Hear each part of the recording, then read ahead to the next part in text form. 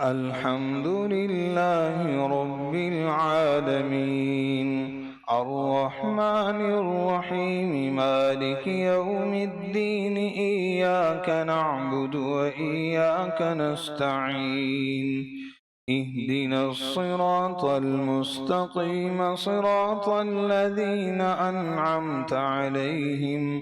غير المغضوب عليهم ولا الضالين.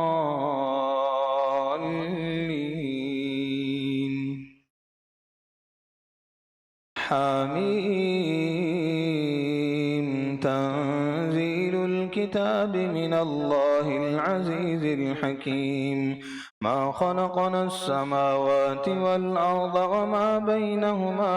إلا بالحق وأجل مسمى والذين كفروا عما أنذروا معرضون قل أرأيتم ما تدعون من دون الله أروني ماذا خلقوا من الأرض أم لهم شرك في السماوات ائتوني بكتاب من قبل هذا أو أثارة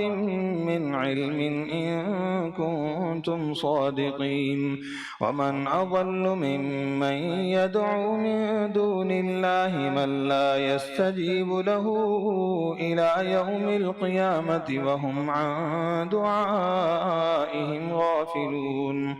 وإذا حشر الناس كانوا لهم أعداء وكانوا بعبادتهم كافرين وإذا تتلى عليهم آياتنا بينات قال الذين كفروا للحق لما جاءهم هذا سحر مبين أم يقولون افتراه قل إن افتريته فلا تملكون لي من الله شيئا هو أعلم بما تفيضون فيه كفى به شهيدا بيني وبينكم وهو الغفور الرحيم قل ما كنت بدعا من الرسل وما أدري ما يفعل بي ولا بكم إن أتبع إلا ما يوحى إلي وما أنا إلا نذير مبين قل أرأيتم إن كان من عند الله وكفرتم به وشهد شاهد من بني إسرائيل على مثله فآمن واستكبرتم إن الله لا يهدي القوم الظالمين وقال الذين كفروا للذين آمنوا لو كان خيرا ما سبقونا إليه وإذ لم يهتدوا به فسيقولون هذا إفك قديم ومن قبله كتاب موسى إماما ورحمة وهذا كتاب مصدق لسانا عربيا لينذر الذين ظلموا وبشرى للمحسنين إن الذين قالوا ربنا الله ثم استقاموا فلا خوف عليهم ولا هم يحزنون أولئك أصحاب الجنة خالدين فيها جزاء بما كانوا يعملون ووصينا الإنسان بوالديه إحسانا حملته أمه كرها ووضعته كرها وحمله وفصاله 30 شهرا حتى إذا بلغ أشده وبلغ 40 سنة قال رب أوزعني أن أشكر نعمتك التي أنعمت علي وعلى والدي وأن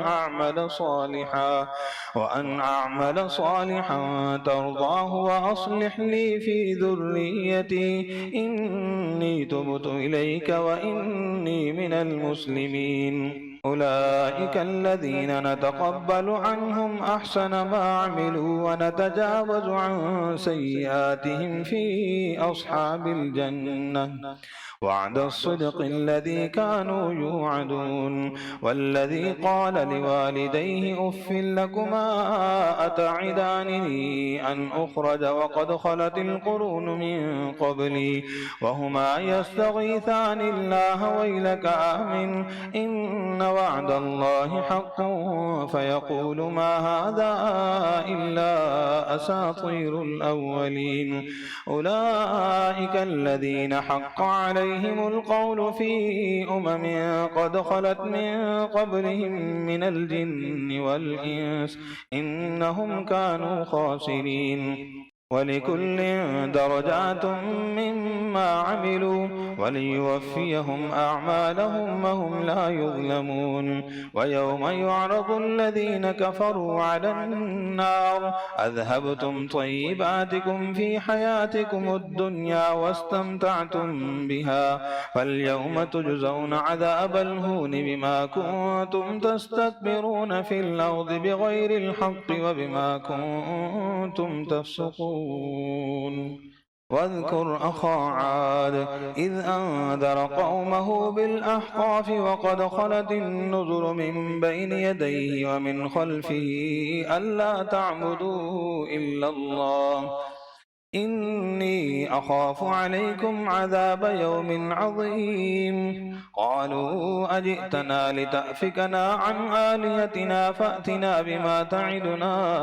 إن كنت من الصادقين قال إنما العلم عند الله وأبلغكم ما أرسلت به ولكني أراكم قوما تجهلون فلما رأوه عارضا مستقبل أوديتهم قالوا هذا عارض ممطرنا بل هو ما استعجلتم به ريح فيها عذاب أليم تدمر كل شيء بأمر ربها فأصبحوا لا يرى إلا مساكنهم كذلك نجزي القوم المجرمين ولقد مكناهم في ماء مكناكم فيه وجعلنا لهم سمعا وأبصارا وأفئدة فما أغنى عنهم سمعهم ولا أبصارهم ولا أفئدتهم من شيء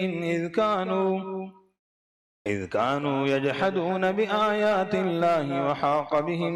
ما كانوا به يستهزئون ولقد أهلكنا ما حولكم من القرى وصرفنا الآيات لعلهم يرجعون فلولا نصرهم الذين اتخذوا من دون الله قربانا آلهة بل ضلوا عنهم وذلك إفكهم وما كانوا يفترون وإذ صرفنا إليك نفرا من الجن يستمعون القرآن فلما حضروه قالوا أنصتوا فلما قضي ولوا إلى قومهم منذرين قالوا يا قومنا إنا سمعنا كتابا أنزل من بعد موسى مصدقا لما بين يديه يهدي إلى الحق وإلى طريق مستقيم يا قومنا أجيبوا داعي الله وآمنوا به يغفر لكم من ذنوبكم ويجركم من عذاب أليم ومن لا يجب داعي الله فليس بمعجز في الأرض وليس له من دونه أولياء أولئك في ضلال مبين أولم يروا أن الله الذي خلق السماوات والأرض ولم يعي بخلقهن بقادر على أن يحيي الموتى بلى إنه على كل شيء قدير ويوم يعرض الذين كفروا على النار أليس هذا بالحق قالوا بلى وربنا قال فذوقوا العذاب بما كنتم تكفرون فاصبر كما صبر أولو العزم من الرسل ولا تستعجل لهم كأنهم يوم يرون ما يوعدون لم يلبثوا إلا ساعة من نهار بلاغ فهل يهلك إلا القوم الفاسقون الذين كفروا وصدوا عن سبيل الله أضل أعمالهم والذين آمنوا وعملوا الصالحات وآمنوا بما نزل على محمد وهو الحق من ربهم كفر عنهم سيئاتهم وأصلح بالهم ذلك بأن الذين كفروا اتبعوا الباطل وأن الذين آمنوا اتبعوا الحق من ربهم كذلك يضرب الله للناس أمثالهم فإذا لقيتم الذين كفروا فضرب الرقاب حتى إذا أثخنتموهم فشدوا الوثاق فإما منا بعد وإما فداء حتى تضع الحرب أوزارها ذلك ولو يشاء الله لانتصر منهم ولكن ليبلو بعضكم ببعض والذين قتلوا في سبيل الله فلن يضل أعمالهم سيهديهم ويصلح بالهم ويدخلهم الجنة عرفها لهم يا أيها الذين آمنوا إن تنصروا الله ينصركم ويثبت أقدامكم والذين كفروا فتعسا لهم وأضل أعمالهم ذلك بأنهم كرهوا ما أنزل الله فأحبط أعمالهم أفلم يسيروا في الأرض فينظروا كيف كان عاقبة الذين من قبلهم دمر الله عليهم وللكافرين أمثالها ذلك بأن الله مولى الذين آمنوا وأن الكافرين لا مولى لهم إن الله يدخل الذين آمنوا وعملوا الصالحات جنات تجري من تحتها الأنهار والذين كفروا يتمتعون ويأكلون كما تأكل الأنعام والنار مثوى لهم وكأي من قرية هي أشد قوة من قريتك التي أخرجتك أهلكناهم فلا ناصر لهم أفمن كان على بينة من ربه كمن زين له سوء عمله واتبعوا أهواءهم مثل الجنة التي وعد المتقون فيها أنهار من ماء غير آس وأنهار من لبن لم يتغير طعمه وأنهار من خمر لذة للشاربين وأنهار من عسل مصفى ولهم فيها من كل الثمرات ومغفرة من ربهم كمن هو خالد في النار وسقوا ماء حميما فقطع أمعاءهم ومنهم من يستمع إليك حتى إذا خرجوا من عندك قالوا للذين أوتوا العلم ماذا قال آنفا أولئك الذين طبع الله على قلوبهم واتبعوا أهواءهم والذين اهتدوا زادهم هدى وآتاهم تقواهم فهل ينظرون إلا الساعة أن تأتيهم بغتة فقد جاء أشراطها فأنى لهم إذا جاءتهم ذكراهم فاعلم أنه لا إله إلا الله واستغفر لذنبك وللمؤمنين والمؤمنات والله يعلم متقلبكم ومثواكم ويقول الذين آمنوا لولا نزلت سورة فإذا أنزلت سورة محكمة وذكر فيها القتال رأيت الذين في قلوبهم مرض ينظرون إليك نظر المغشي عليه من الموت فأولى لهم طاعة وقول معروف فإذا عزم الأمر فلو صدقوا الله لكان خيرا لهم فهل عسيتم إن توليتم أن تفسدوا في الأرض وتقطعوا أرحامكم أولئك الذين لعنهم الله فأصمهم وأعمى أبصارهم أفلا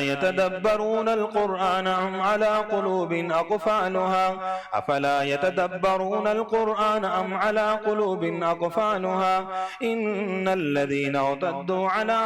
أدبارهم من بعد ما تبين لهم الهدى الشيطان سول لهم وأملى لهم ذلك بأنهم قالوا للذين كرهوا ما نزل الله سنطيعكم في بعض الأمر والله يعلم إسرارهم فكيف إذا توفتهم الملائكة يضربون وجوههم وأدبارهم ذلك بأنهم اتبعوا ما أسخط الله وكرهوا رضوانه فأحبط أعمالهم.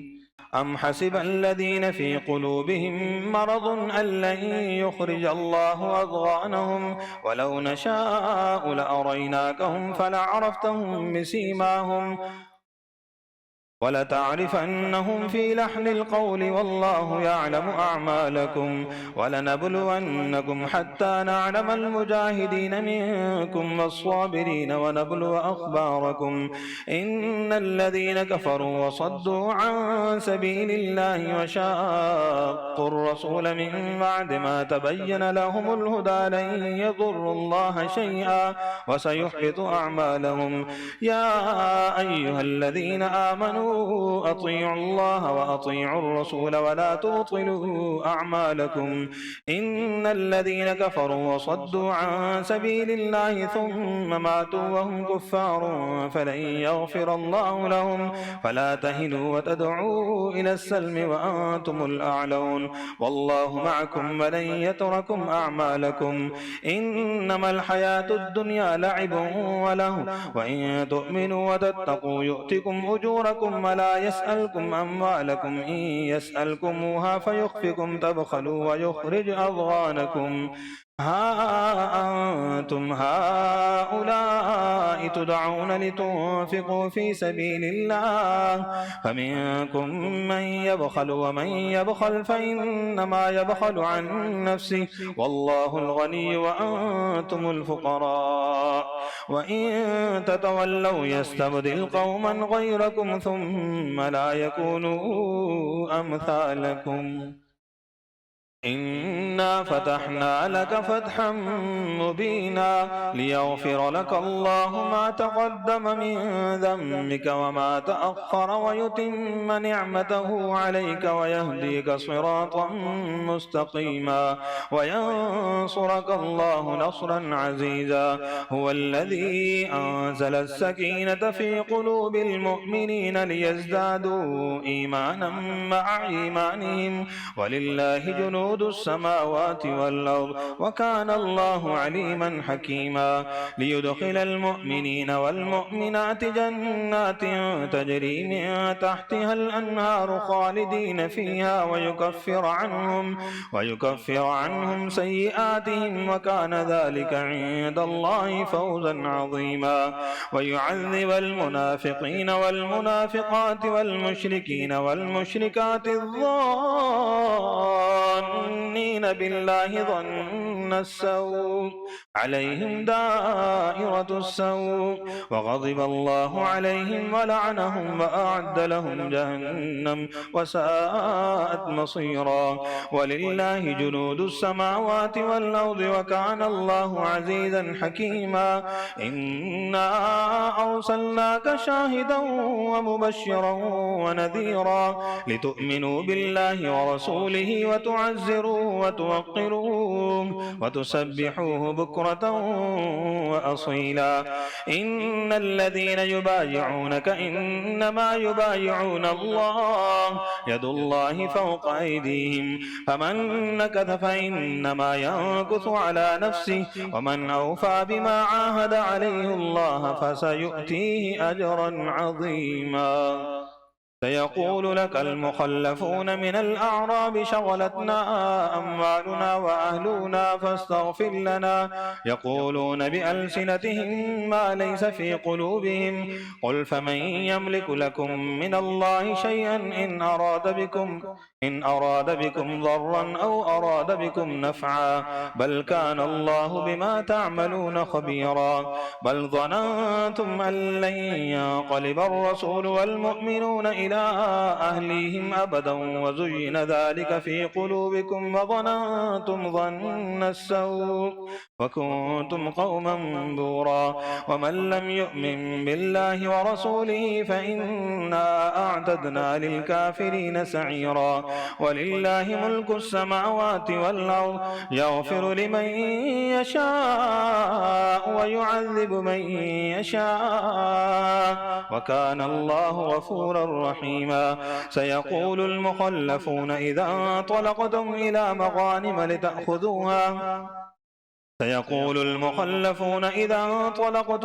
مغانم لتأخذوها ذرونا نتبعكم يريدون أن يبدلوا كلام الله. قل لن تتبعونا كذلكم قال الله من قبل فسيقولون بل تحسدوننا بل كانوا لا يفقهون إلا قليلا. قل للمخلفين من الأعراب ستدعون إلى قوم أولي بأس شديد تقاتلونهم أو يسلمون فإن تطيعوا يؤتكم الله أجرا حسنا وإن تتولوا كما توليتم من قبل يعذبكم عذابا أليما. ليس على الأعمى حرج ولا على الأعرج حرج ولا على المريض حرج ومن يطع الله ورسوله يدخله جنات تجري من تحتها الأنهار ومن يتولى يعذبه عذابا أليما. لقد رضي الله عن المؤمنين إذ يبايعونك تحت الشجرة فعلم ما في قلوبهم فأنزل السكينة عليهم وأثابهم فتحا قريبا ومغانم كثيرة يأخذونها وكان الله عزيزا حكيما. وعدكم الله مغانم كثيرة تأخذونها فعجل لكم هذه وكف أيدي الناس عنكم ولتكون آية للمؤمنين ويهديكم صراطا مستقيما. وأخرى لم تقدروا عليها قد أحاط الله بها وكان الله على كل شيء قديرا. ولو قاتلكم الذين كفروا لولوا الأدبار ثم لا يجدون وليا ولا نصيرا. سنة الله التي قد خلت من قبل ولن تجد لسنة الله تبديلا. وهو الذي كف أيديهم عنكم وأيديكم عنهم ببطن مكة من بعد أن أظفركم عليهم وكان الله بما تعملون بصيرا. هم الذين كفروا وصدوكم عن المسجد الحرام والهدي معكوفا أن يبلغ محله ولولا رجال مؤمنون ونساء مؤمنات لم تعلموهم أن تطؤوهم فتصيبكم منهم معرة بغير علم ليدخل الله في رحمته من يشاء. لو تزيلوا لعذبنا الذين كفروا منهم عذابا أليما. إذ جعل الذين كفروا في قلوبهم الحمية حمية الجاهلية فأنزل الله سكينته على رسوله وعلى المؤمنين وألزمهم كلمة التقوى وكانوا أحق بها وأهلها وكان الله بكل شيء عليما. الحمد لله رب العالمين الرحمن الرحيم مالك يوم الدين إياك نعبد وإياك نستعين اهدنا الصراط المستقيم صراط الذين أنعمت عليهم غير المغضوب عليهم ولا الضالين.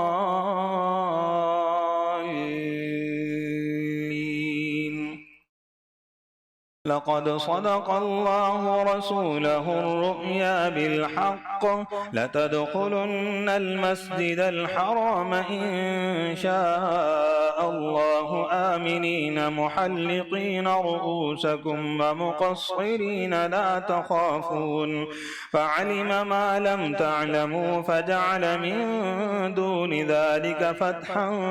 قريبا. هو الذي أرسل رسوله رسوله بالهدى ودين الحق ليظهره على الدين كله وكفى بالله شهيدا. محمد رسول الله والذين معه أشداء على الكفار رحماء بينهم تراهم ركعا سجدا يبتغون فضلا من الله ورضوانا سيماهم في وجوههم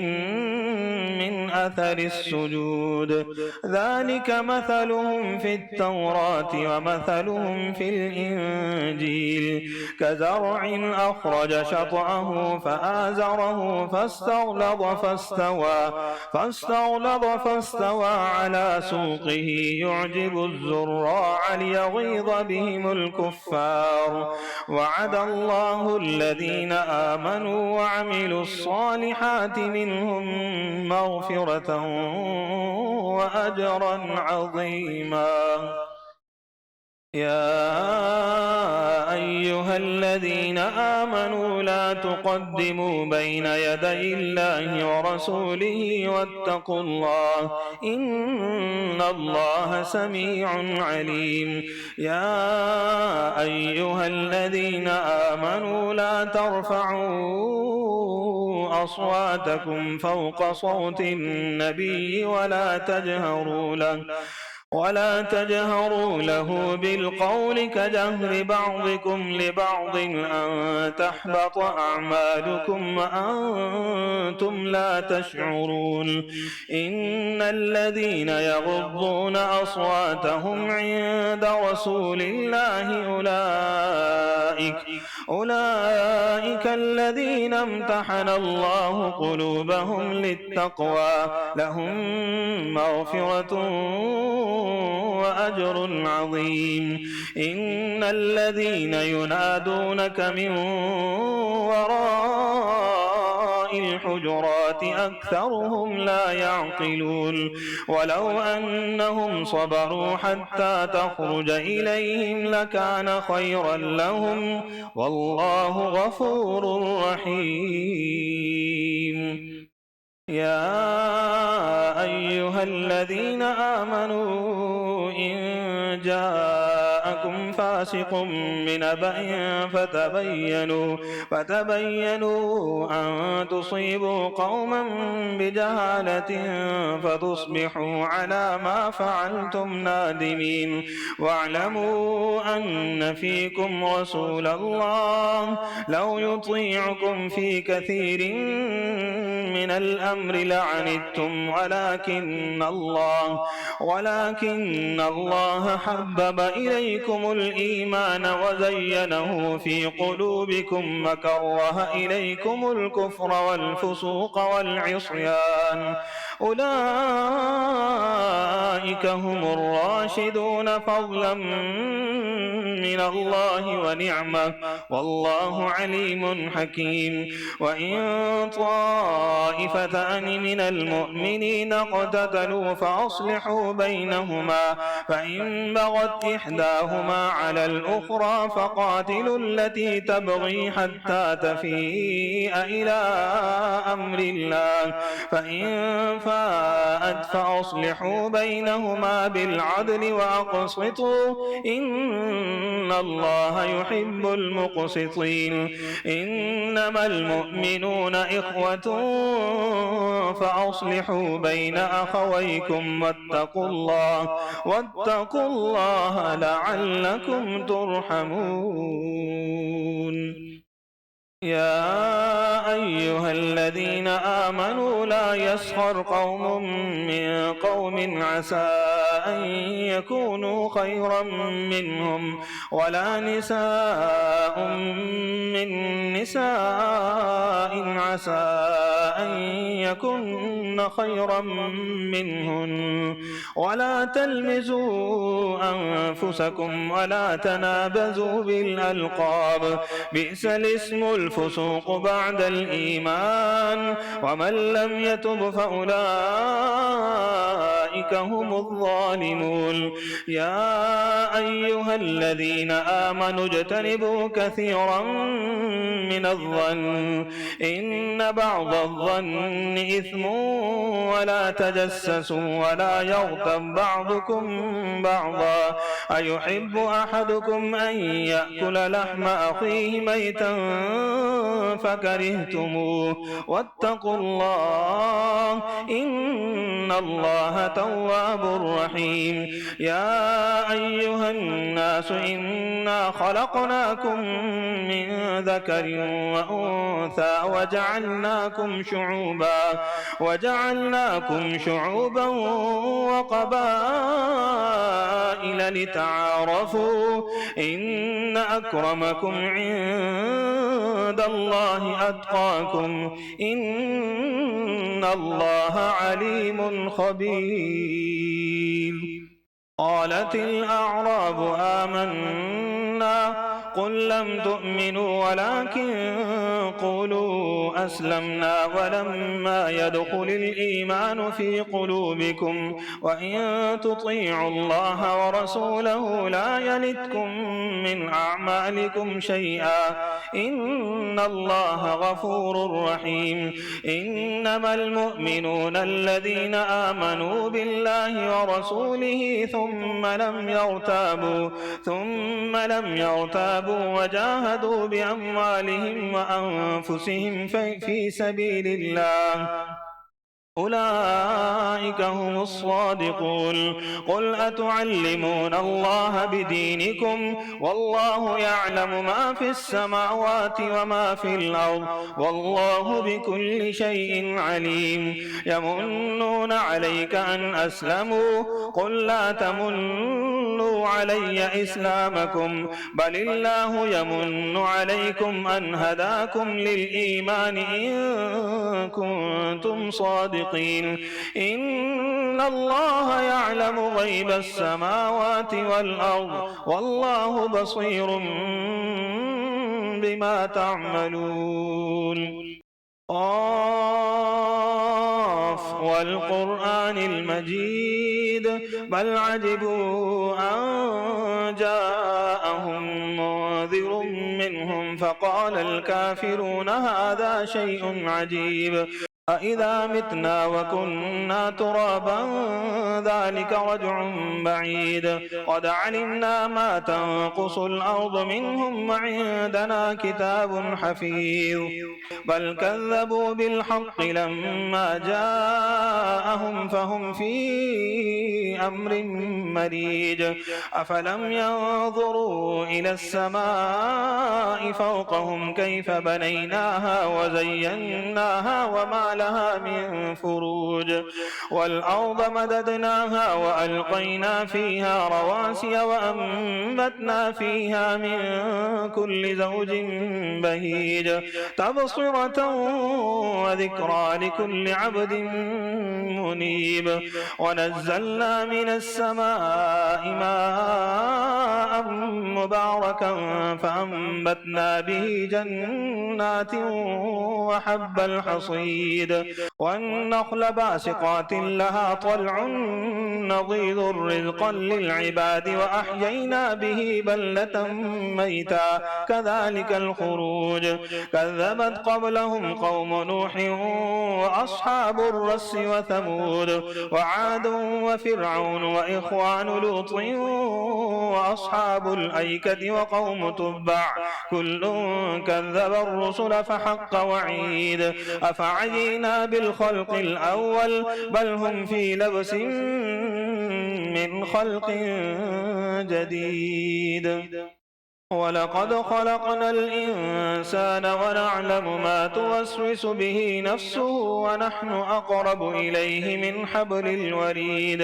إذ يتلقى المتلقيان عن اليمين وعن الشمال قعيد ما يلفظ من قول إلا لديه رقيب عتيد وجاءت سكرة الموت بالحق ذلك ما كنت منه تحيد ونفخ في الصور الصور ذلك يوم الوعيد وجاءت كل نفس معها سائق وشهيد لقد كنت في غفلة من هذا فكشفنا عنك غطاءك فبصرك اليوم حديد وقال قرينه هذا ما لدي عتيد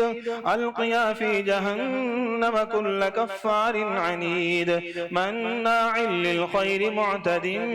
مريب الذي جعل مع الله إلها آخر فألقياه في العذاب الشديد قال قرينه ربنا ما أطغيته ولكن كان في ضلال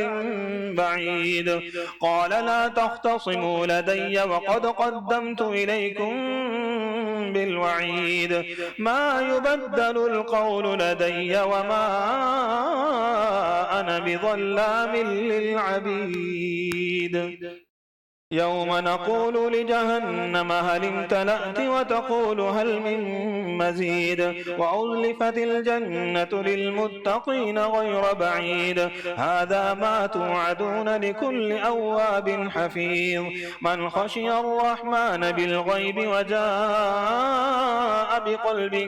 منيب ادخلوها بسلام ذلك يوم الخلود لهم ما يشاءون فيها ولدينا مزيد وكم أهلكنا قبلهم من قرن هم أشد منهم بطشا فنقبوا في البلاد هل من محيص إن في ذلك لذكرى لمن كان له قلب أو ألقى السمع وهو شهيد ولقد خلقنا السماوات والأرض وما بينهما في 6 أيام وما مسنا من لغوب فاصبر على ما يقولون وسبح بحمد ربك قبل طلوع الشمس وقبل الغروب ومن الليل فسبحه وأدبار السجود واستمع يوم ينادي المناد من مكان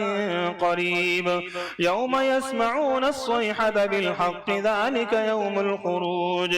إنا نحن نحيي ونميت وإلينا المصير يوم تشقق الأرض عنهم سراعا ذلك حشر علينا يسير نحن أعلم بما يقولون وما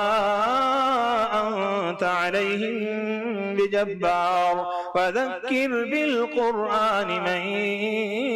يخاف وعيد والذاريات ذروا فالحاملات وقرا فالجاريات يسرا فالمقسمات أمرا إنما توعدون لصادق وإن الدين لواقع والسماء ذات الحبك إنكم لفي قول مختلف يؤفك عنه من أفك قتل الخراصون الذين هم في غمرة ساهون يسألون أيان يوم الدين يوم هم على النار يفتنون ذوقوا فتنتكم هذا الذي كنتم به تستعجلون إن المتقين في جنات وعيون آخذين ما آتاهم ربهم إنهم كانوا قبل ذلك محسنين كانوا قليلا من الليل ما يهجعون وبالأسحار هم يستغفرون وفي أموالهم حق للسائل والمحروم وفي الأرض آيات للموقنين وفي أنفسكم أفلا تبصرون وفي السماء رزقكم وما توعدون فورب السماء والأرض إنه لحق مثل ما أنكم تنطقون هل أتاك حديث ضيف إبراهيم المكرمين إذ دخلوا عليه فقالوا سلاما قال سلام قوم منكرون فراغ إلى أهله فجاء بعجل سمين فقربه إليهم قال ألا تأكلون فأوجس منهم خيفة قالوا لا تخف وبشروه بغلام عليم عليم. فأقبلت امرأته في صرة فصكت وجهها وقالت عجوز عقيم. قالوا كذلك قال ربك إنه هو الحكيم العليم.